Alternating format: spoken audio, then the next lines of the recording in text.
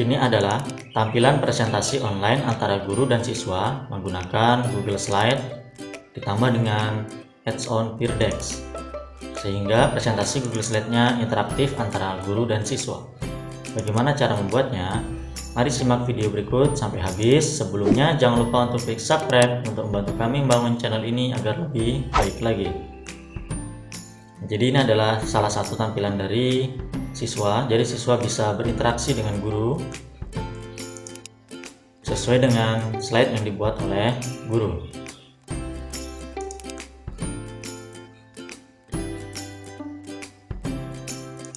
Ini juga adalah salah satu tampilan dari siswa dalam presentasi Google Slide-nya. Pertama, kita buka Chrome kita dan kita buka Google Slide, atau juga bisa melalui Google Drive.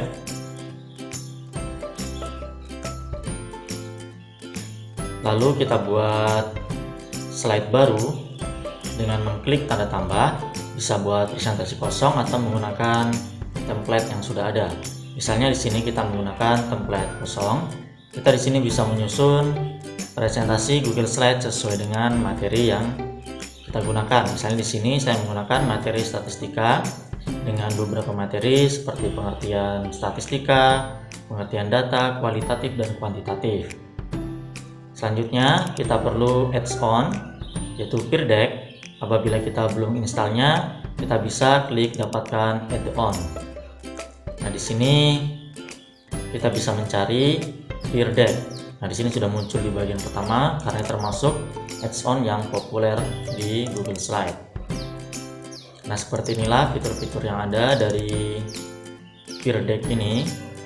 Ini bisa membuat Google Slide kita lebih interaktif dalam proses pembelajaran jarak jauh antara guru dan siswa. Lalu kita buka add-on-nya. Nanti akan muncul di sebelah kanan dari slide yang sudah kita buat. Nah, seperti ini ya. Di sini ada beberapa ask question atau pertanyaan-pertanyaan. Ada juga template-nya atau bisa kita buat sendiri. Nah, di sini ada teks, pilihan ganda, number, website, draw and draggable. Misalnya di sini kita buat slide kosong. Misalnya sebelum pembelajaran dimulai, kita berikan sebuah pertanyaan, apakah kalian siap belajar? Nah, misalnya dengan yang teks ini, kita klik teksnya, maka nanti akan muncul seperti ini tampilan untuk merubah slide tersebut menjadi slide Peer Deck. Kita update slide-nya. Nah, ini ada tampilan dari siswa yang sebelah kiri, yang kanan adalah nanti hasil respon dari gurunya seperti itu. Nah, ciri-cirinya ada add-on-nya, di bawahnya ada lambang dari add-on Peer Deck-nya. Nah, seperti itu ya. Jadi nanti siswa bisa mengisikan apakah kalian sudah siap belajar, bisa mengisikan dengan kata-katanya. Nah, misalnya kita yang lain, ini misalnya kita buat slide kosong lagi. Ini masalah statistika, masalah data. Misalnya berapa ukuran sepatumu? Nah, di sini misalnya kita menggunakan yang number, karena di sini jawaban dari siswa pasti menggunakan angka. Kita klik numbernya atau yang logo 1, 2, 3. Nanti dalam siswa tampilannya seperti yang kiri, yang kanan adalah tampilan dari guru. Kita tunggu sampai proses selesai. Nah, ciri-cirinya ada logo add-on Peer Deck-nya di bawah. Ini kita bisa tambahkan sesuai dengan yang kita inginkan. Bisa menggunakan website. Ini adalah mengambil tampilan website dari suatu website, misalnya tentang pembelajaran tertentu.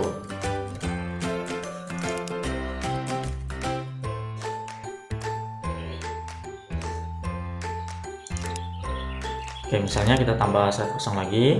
Ini menggunakan yang pilihan ganda. Misalnya data adalah kumpulan informasi yang diperoleh dari suatu pengamatan. Di slide sebelumnya adalah penjelasan tentang data. Nah, di sini kita membuat suatu pertanyaan.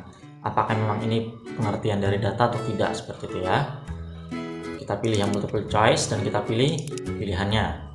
Misalnya benar atau salah. Ini juga bisa membuat pertanyaan terbuka dalam Google Slide kita.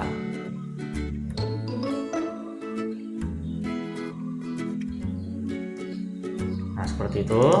Kalau sudah, kita bisa menambahkan dengan hal-hal yang lainnya. Misalnya tambah slide kosong. apakah PR-mu sudah siap, ini di atas tadi ya. Setelah menjelaskan judul materinya, kita tanya dulu PR yang kemarin. Nah, di sini kita misalnya menggunakan draggable. Jadi kita bisa menggunakan yang drag. Jadi siswa ketika memilih nanti bisa memilih dragnya. Nah, di sini kita menggunakan dua simbol. Misalnya simbol tanda jempol ke atas, atau kita tambah lagi satu yang jempol ke bawah. Jadi nanti kalau siswa sudah mengerjakan PR sebelumnya, ya mereka harus memilih yang jempol ke atas seperti itu. Itu untuk merubah ukurannya, dan kita klik OK. Lalu kita tambah lagi, misalnya yang menggunakan draw. Draw ini adalah nanti siswa bisa menulis di layar presentasi, layar mereka masing-masing. Nah, misalnya menandai pelajaran, materi, atau membuat gambar-gambar tentang matematika atau yang lainnya.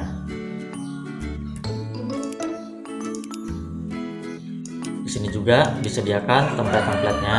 Yang ini adalah sebelum pembelajaran, bisa menggunakan pertanyaan-pertanyaan tadi, atau selama pembelajaran juga disediakan beberapa template yang sangat menarik. Ini bisa kita coba atau bisa kita sesuaikan dengan materi yang akan kita ajarkan kepada peserta didik. Nah, ini adalah setelah pembelajaran, misalnya refleksi tentang tanggapan mereka dan lain sebagainya. Nah, misalnya ini kita tambahkan satu. Ini misalnya mengenai tentang emosi mereka setelah melakukan pembelajaran yang kita ajarkan, apakah mereka merasa senang atau merasa tidak senang atau yang lainnya. Nah, ini menggunakan template yang sudah ada. Nah, misalnya ini menggunakan kolom refleksi tentang refleksi aktivitas pembelajaran. Misalnya materi apa saja yang mereka sukai, mana yang mereka anggap mudah dan mana mereka anggap susah. Kita klik Start Lesson apabila sudah selesai. Nah, di sini ada dua pilihan. Bisa kita real time ataupun tidak. Kalau real time kita pilih yang karena lebih efektif kita untuk real time ya dalam pembelajaran dengan siswa kita dalam situasi pembelajaran jarak jauh. Nah, siswa bisa menggunakan kode itu melalui joinpd.com TOQMNR, atau kita bagikan linknya. Ini kita klik, maka linknya akan tercopy. Nah, kita coba di sini tampilan dari siswa dan gurunya seperti apa dari peer deck ini. Oke, kita tunggu. Nah, itu tadi ya, di tampilan guru kita X saja. Itu ada siswa yang sudah masuk. Nah, di sini ini sudah mulai ya. Di bagian kiri bawah di sini untuk menggerakkan slide-slide yang sudah kita buat tadi. Nah, siswa ketika masuk akan memilih emosinya dulu. Nah, seperti itu. Nah, di bagian bawah di sini adalah untuk menggerakkan presentasi. Misalnya ini slide 1 tampilan guru, maka di tampilan siswa juga slide 1. Ini bisa dibuka menggunakan handphone ya. Menggunakan browser Chrome langsung bisa tanpa menginstal aplikasi. Nah, misalnya ini slide pertama. Yang selanjutnya, apakah PR kamu sudah siap? Maka tampilan siswa seperti ini. Mereka akan menggeser dari ikon yang sudah kita buat tadi. Nah, kita lihat di tampilan gurunya seperti apa. Oke ya, kita kembali dulu untuk melihat respon yang sudah diisi siswa tadi. Nah, show respon. Nah, maka seperti ini. Ini semakin banyak siswanya, semakin banyak tanda dari jempol yang naik ini. Apabila ada siswa yang tidak mengerjakan, maka ada yang tanda jempol ke bawah. Nah, ini tadi berapa ukuran sepatumu, tampilan di siswa seperti ini. Nah, di sebelah kiri adalah slide-nya, di sebelah kanan adalah yang harus mereka isi. Tadi kan kita memilih number, maka nomor yang diisi di situ. Nah, kita bisa melihat responnya di sini dari peserta didik kita. Nah, kita di sini sambil mengecek kemampuan dari peserta didik kita, atau kita mengambil data-data tertentu. Ini slide-nya, maka sama slide yang akan dibuka oleh guru akan muncul juga slide yang oleh siswa. Jadi di sini guru bisa mengontrol pembelajarannya. Ini akan lebih menghemat kuota dibandingkan menggunakan video conference. Nah, ini tadi ya yang menggunakan pertanyaan pilihan ganda, benar atau salah. Nah, seperti itu. Sesuai dengan yang kita susun tadi. Nah, responnya nah seperti ini. Berapa siswa yang menjawab benar, berapa siswa menjawab salah.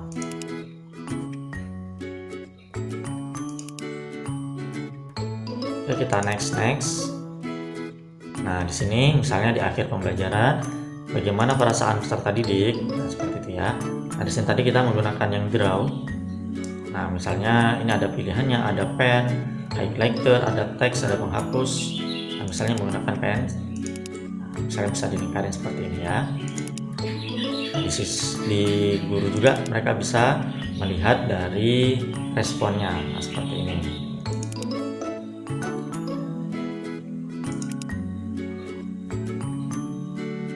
Ini adalah tabel refleksi, maka di peserta didik juga akan muncul tabel refleksinya.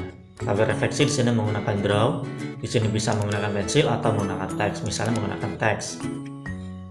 Nah, ini kata-katanya bisa kita sesuaikan, misalnya materi apa yang kita ajarkan tadi, atau materi apa yang kita anggap mudah, materi apa yang dianggap susah, ini bisa kita masukkan di sini dalam tabel refleksi. Ini tabel refleksi berarti antara yang positif dan negatif, antara kiri kanannya adalah yang negatif dan positif, atau bagaimana letaknya sesuai dengan pengaturan yang bakal kita buat. Responnya juga seperti ini ya.